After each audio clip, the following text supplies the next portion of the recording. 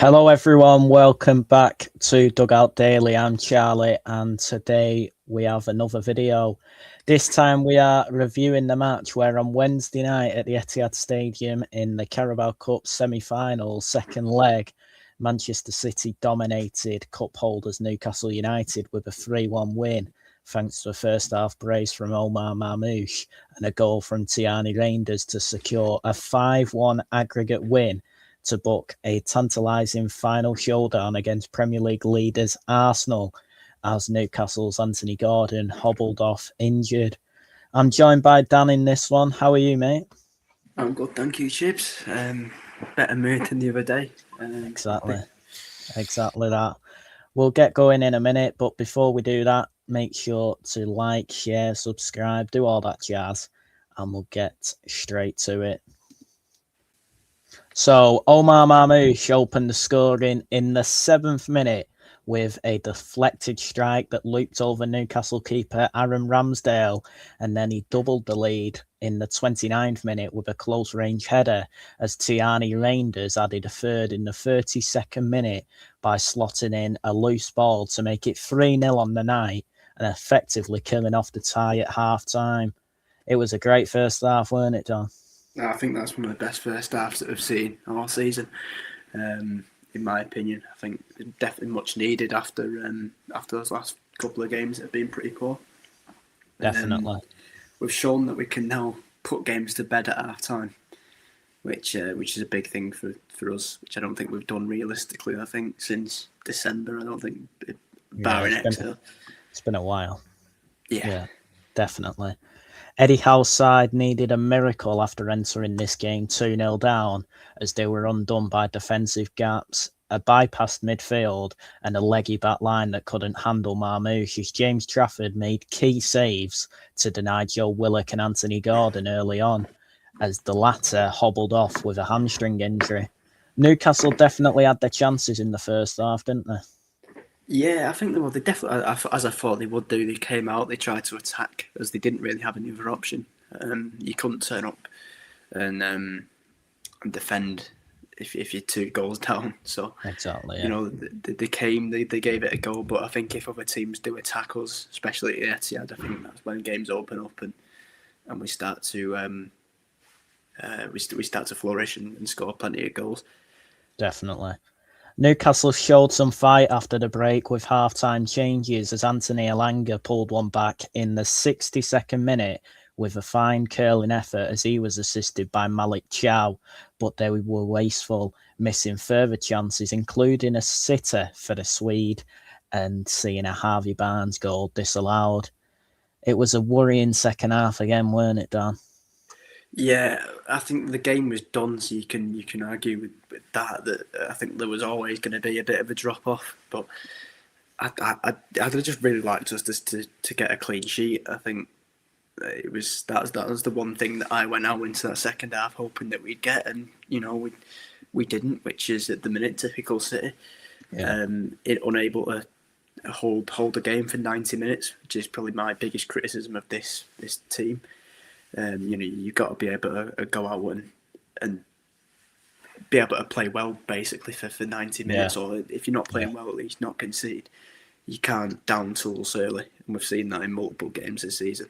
And they did, and it was 5-0, but it could have easily been 5-3, 5-4 if they'd taken the chances. Yeah, exactly that. Pep Guardiola's City maintained our strong home record, against Newcastle as we've won 18 of our last 19 since 2014, including 12 wins in a row, as Marmoush was denied a hat-trick by Ramsdale. The result ended Newcastle's cup defence, while City advanced to the final stress-free. Them numbers are simply ridiculous, aren't they? Yeah, especially against a team as good as Newcastle. I know they've not been as good, they weren't as good maybe 10 years ago, but even still, they've had a quality team now for 3-4 years. Yeah, exactly that. That's a really impressive record, especially even to hold on to. I remember the game last season where we were in shocking form and beat them quite convincingly. So 4-0 in the end.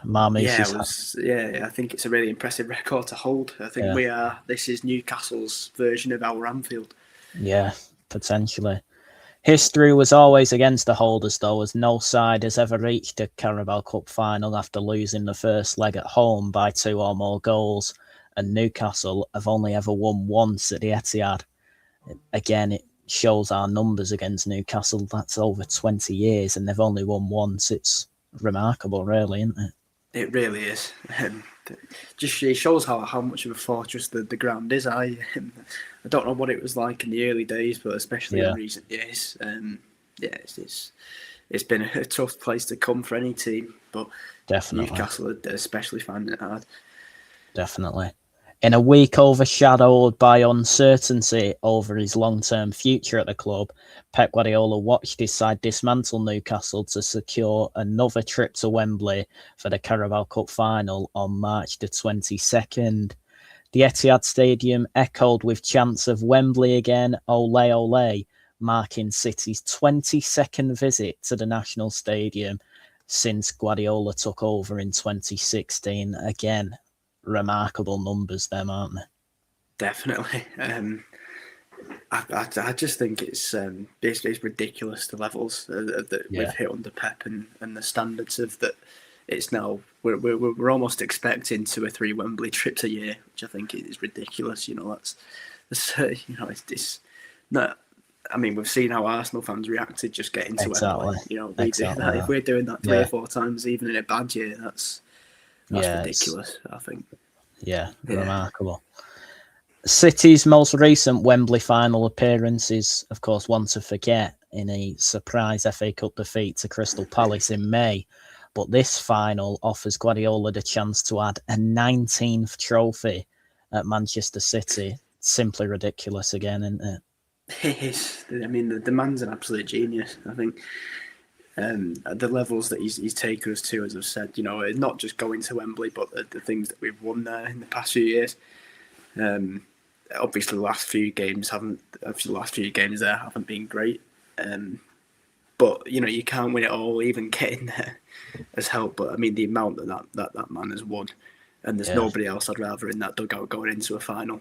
To be able to create a team that wins, I think, will be massive. I think his experience compared to Arteta will be a massive thing come to the day of the final.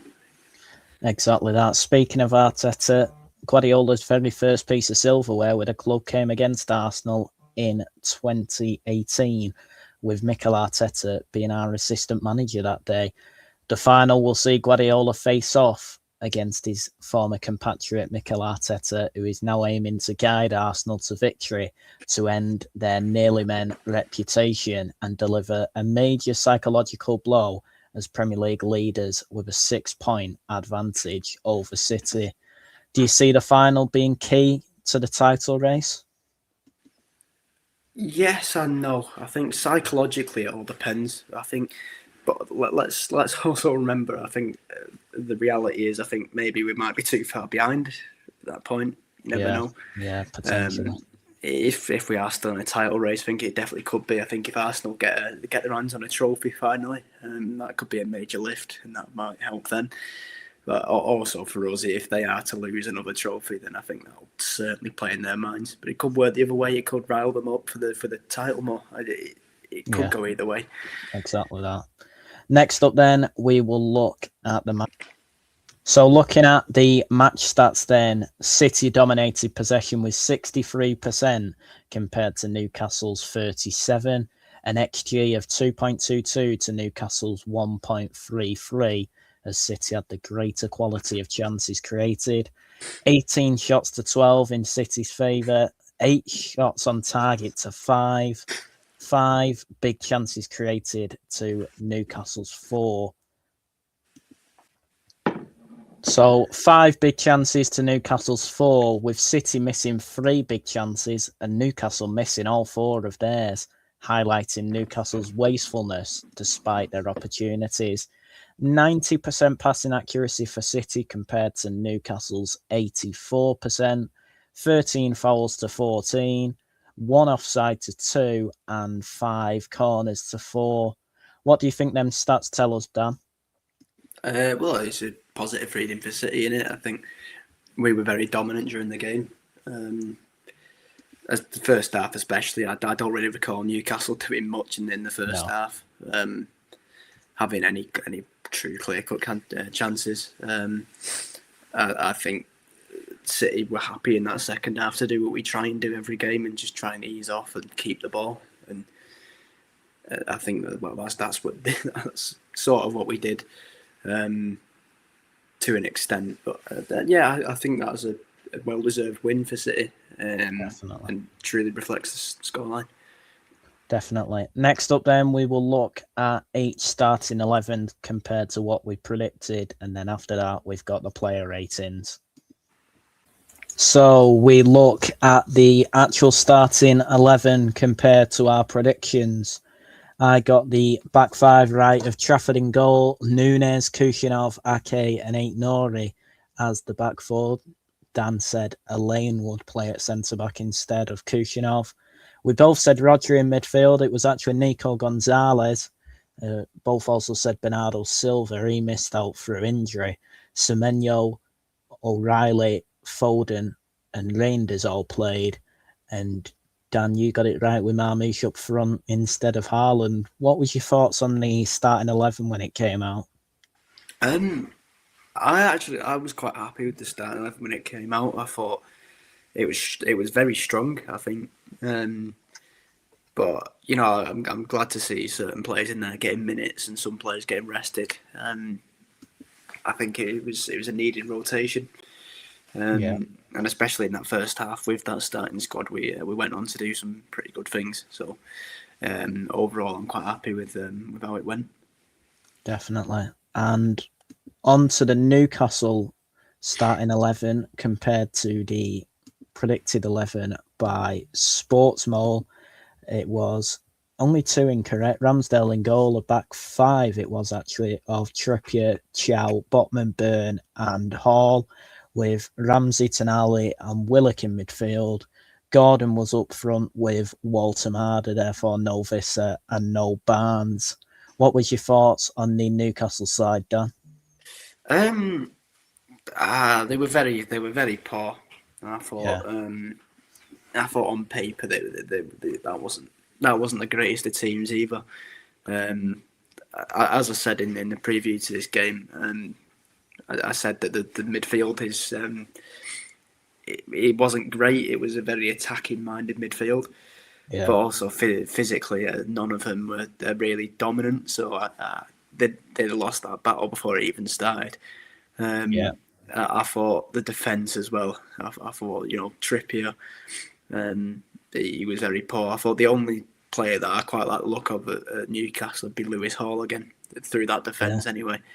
I thought he was the only defender that could come out of that game with anything. Yeah, and he went off at half time, so that tells you everything about Newcastle. Next up then, we will look at the player ratings. So it is time for the player ratings, of course, starting net, work our way up into attack, and then we'll cover each substitute. Starting with the goalkeeper, we had James Trafford. What was your thoughts on his performance, Dan? Really impressive. I thought he was solid, both distribution and shot stopping.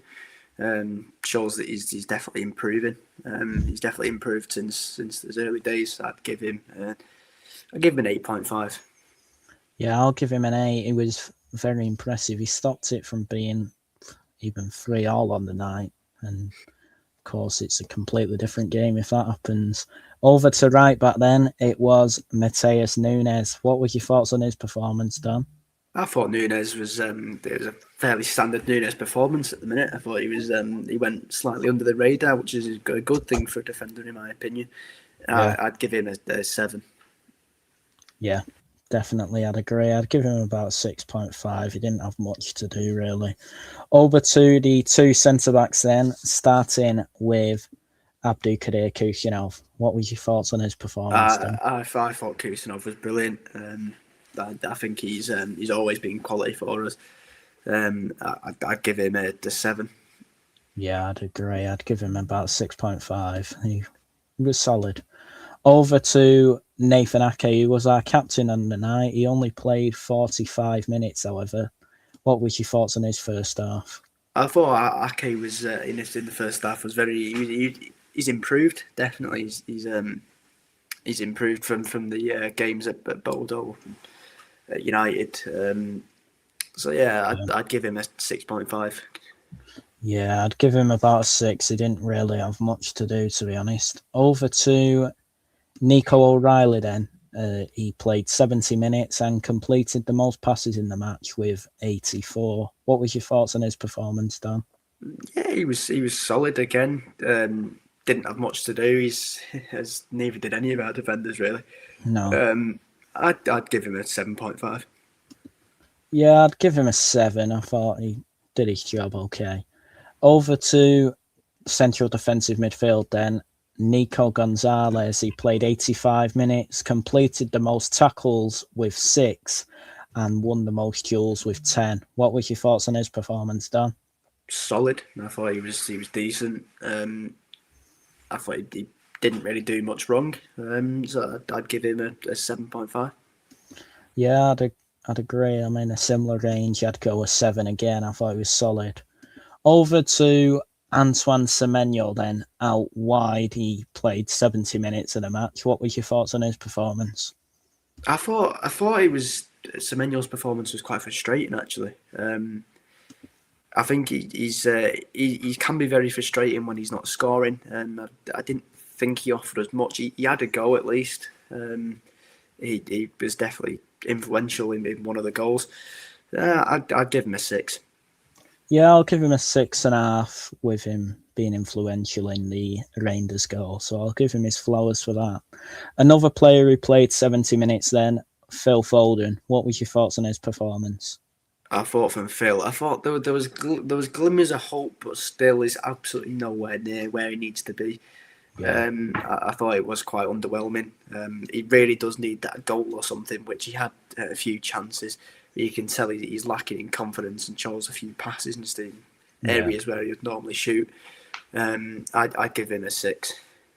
Yeah, I'll agree with you there. I'll give him a 6 as well. Over to his midfield partner then, Tijjani Reijnders. He completed the most dribbles with 2, created the most chances with 5, as well as 4 in the first half, and had 3 shots on target in the first half as well. What was your thoughts on his performance, Dan? I thought that could be up there, one of his best games in a City shirt, in my opinion. He was really impressive all night, and I'd love to see more of that from Reijnders. Definitely. I'd give him an 8.5. What about yourself? I'd agree. I'd say 8.5. Yeah, definitely. Over to Ryan Aitnori then, who was out on the left. He was the most fouled player in the match. 4 times he got fouled. What was your thoughts on his performance? I thought he was solid. He didn't do too much wrong. He's definitely showing he's improving. He's getting more minutes in the squad, so I'd probably give him a 7. Yeah, I'd agree again. I'd give him a 7. I thought he created a few chances. He also had a shot on goal, which I thought he could have done better with, actually. But it is what it is. I'll give him a 7. Up front then was Omar Marmoush, and he scored 12 goals for the club, and 5 of them have come at the Etihad against Newcastle. What was your thoughts on his performance, Dan? He was really impressive. He was my man of the match. He was unplayable, honestly. He scored 2 goals, probably should have had a third. Yeah. Says it all, really, all within the space of 45 minutes. So, really impressed. I'd give him a 9. Yeah, I'd agree. I'd give him an 8.5. I think him and Reijnders were definitely our 2 best players. An honourable mention to James Trafford as well in goal. Over to our substitutes then. The first sub who came on at half-time was Max Elaine. What was your thoughts on his performance, Dan? I thought Elaine, he came on and it changed the game, but I just think it uneased us a bit at the back, and that's no fault of his own. I just think that him coming on, it just didn't help that defence, and we went on to concede a goal relatively early. But I thought not too much wrong from the lad. I'd give him 6. Yeah, I'd agree. We looked a bit shaky in the second half, sorry, and he's still only a kid. You can't forget that. He's done well to step into the team the way he has. Over to the 3 players that played 20 minutes then, starting with Rodri. What was your thoughts on his performance? I thought Rodri was all right. He didn't really impact the game much, but he also didn't make any mistakes leading to anything. He just kept it flowing, and you can't really fault that because that's what Rodri does. I'd give him a 6.5. Yeah, I'd agree. I'd give him a 6. He didn't really have much to do. The game was probably done by the time he was on, to be fair. And then another player who came on with 20 to go was Ryan Cherki. What was your thoughts on his performance, Dan? I was really impressed with Cherki. I thought Cherki was brilliant, especially that little run that he went on, where he took a few of them out. I think Cherki was very good, solid. I think I'd give him a 7. Yeah, I'd agree. Again, he's got that X factor about him, and honestly, at the minute, he's one of my first names on the team sheet. And the final player who came on with 20 to go was Erling Haaland. What was your thoughts on his performance, Dan? I didn't actually think it was too bad, to be honest. I thought he was he got a few shots off. He was unlucky not to score. He's obviously brought on in search of that other goal to get him in the mood again. But no, I'm happy with how he performed, even though he didn't score. Yeah, I'd agree. So yeah, I'd give him a 6.5. Yeah, I'd give him a 6 as well. He had a good chance. It was an all right save from Ramsdale as well, to be fair. And the final sub we had with 5 minutes to go was Rico Lewis. What were your thoughts on his performance, Dan? I just think with Rico, it just keeps going downhill, doesn't it? I can't see any improvement from him. I think since we've won the treble, he was really good that season. And I just think it's been downhill ever since. And he just keeps getting worse and worse. Even little cameos. I know it was only 5 minutes. He couldn't have done much. But he was still relatively poor. He didn't do much. It's just really sad to see because we've had such high hopes for him. But if he can miraculously come back, then brilliant. But I just can't see a way back for him at the minute. Yeah, honestly, I don't think he's good enough.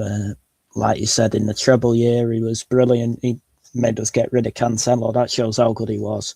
And ever since then, it's been downhill. And maybe he found his level against Exeter. That's all I'll say. Next up, then, we will look at what the 2 goal scorers, Omar Marmoush and Tijjani Reijnders, had to say at the end of the game, as well as Pep Guardiola. So we will start with Omar Marmoush, where he expressed his disappointment at not getting his hat-trick, as well as he's being very happy with his 2 goals, however. He noted that the goals boosted the team's confidence to win the match and hopefully secure victory in the final. He emphasised that Manchester City are one of the biggest clubs in the world and we're focused on winning trophies, and stated that the team gives their best every day to reach these showpiece events and claim silverware, and he hopes to achieve success for both new players and long-serving ones who have shown that every trophy is important. Of course, if City do win the Carabao Cup, it would be Marmoush's first piece of silverware at the club. What was your thoughts on what he had to say there, Dan? No, I quite liked what he's come out and said.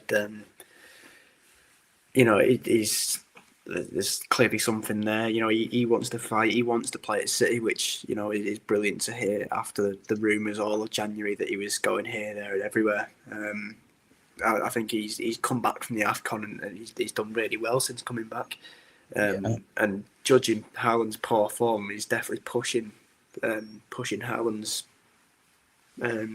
credit. Exactly. He's going for that number 9 spot, and he's up for it, and he's scoring. He's in good form, and he's mentally there. I think, which is a good sign. Definitely. Next up, then, we will move to the other goal scorer, Tijjani Reijnders, as he highlighted the team's strong eagerness from the first minute to reach the final, calling it an amazing team performance. He pointed out that the side were less sloppy than in recent games, especially in the second half, which greatly contributed to our success. He stated that he plays football to win trophies and is thrilled to make his first trip to Wembley. And he said the team will do everything to win the Carabao Cup.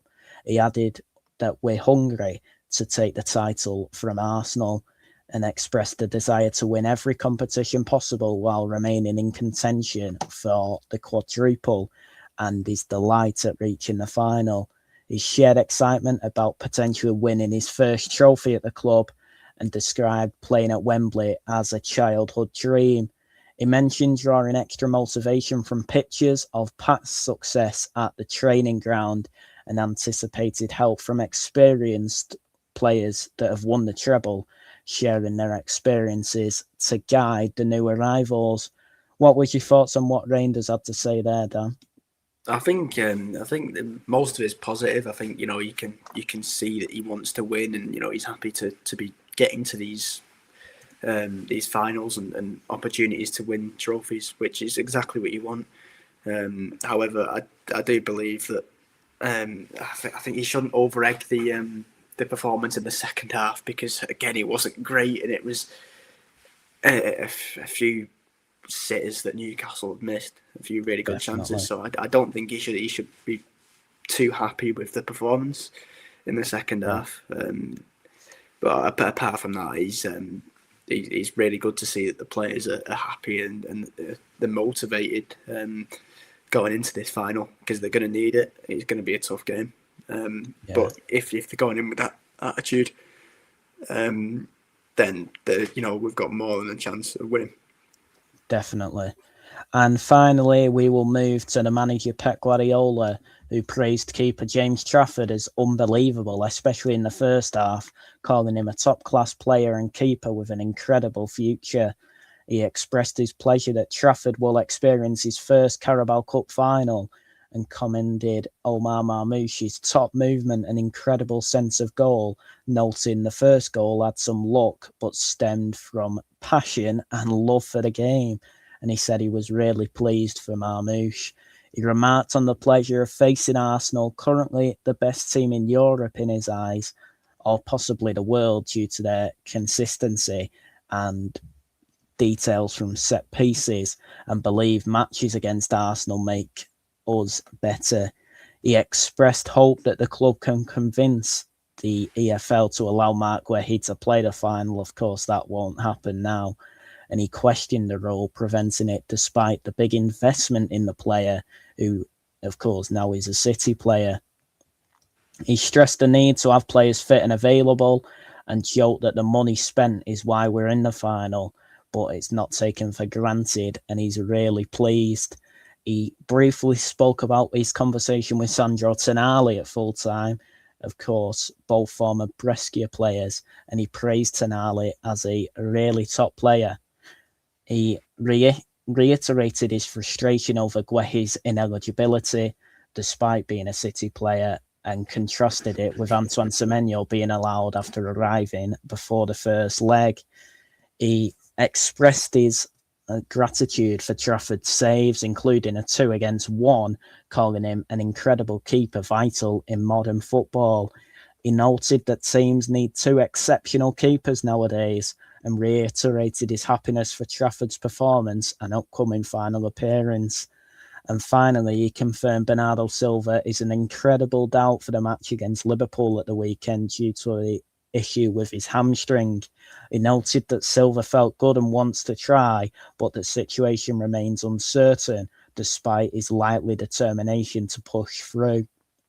What was your thoughts on what Pep had to say, Dan? Well, I mean, there's a lot that he's said after that. I do believe that he's doing all right there.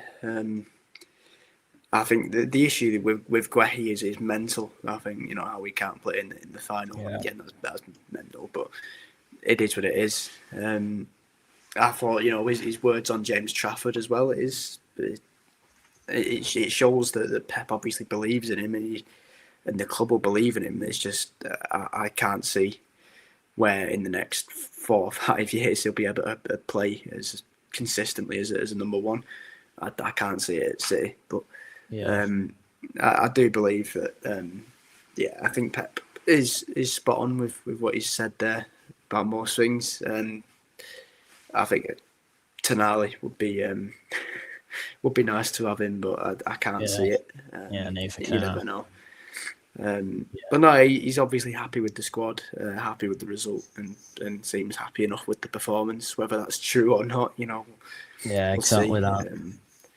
But no, well, he seems happy. So if he's happy, we're happy.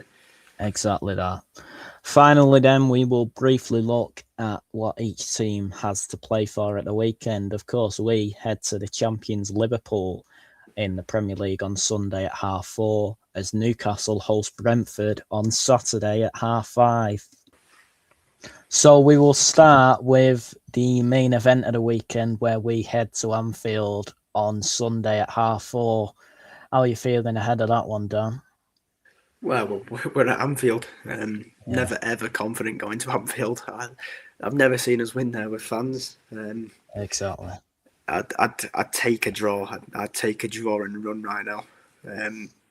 But I think realistically, it's a win or nothing. A draw would maybe keep us in that title fight, but Arsenal would need a major slip up. I think I can't see much coming. I think the first half will be very close. It'll be good second, and then second half will collapse as normal. It is my prediction, but I can't see a win coming from Anfield. I never can. No, of course, Arsenal play Sunderland at home, and I'd be very surprised if Sunderland can get anything from that game. I'm not sure if you agree with that. And Sunderland's bitter rivals and our opponents in midweek, Newcastle, they host Brentford on Saturday at 5:30. How do you think that game will go, Dan?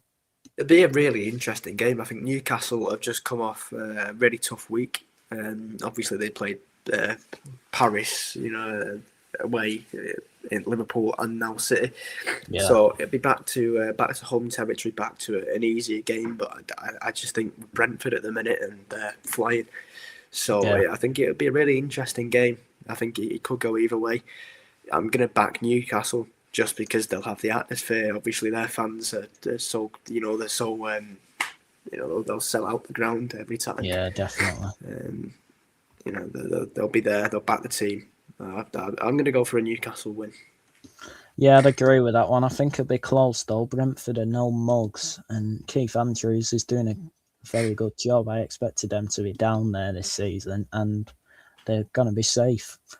So that is it for this video then. Everybody, thank you all so much for watching. Please make sure to like, share, subscribe, and hit the notification bell. All the links needed are in the description below. We'll be back on Sunday morning for a Liverpool preview. Not looking forward to that game at all. Everybody, thank you for watching, and we will see you next time. Cheers, guys.